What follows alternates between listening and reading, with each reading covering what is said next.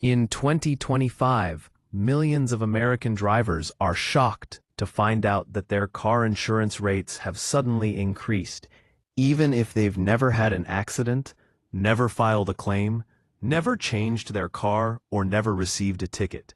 And in today's video, I'm going to reveal the real reasons behind this massive price hike.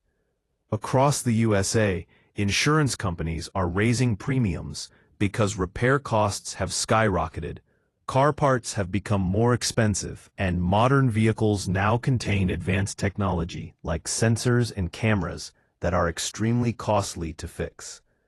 Another hidden reason is the sharp rise in accident claims over the past 2 years, which forces companies to raise everyone's rates to cover their losses, even safe drivers.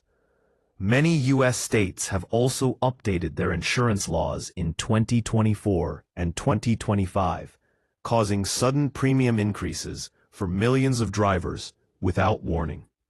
Car theft is at its highest level in a decade, especially for SUVs and newer models, and insurance companies charge all drivers more to offset these losses.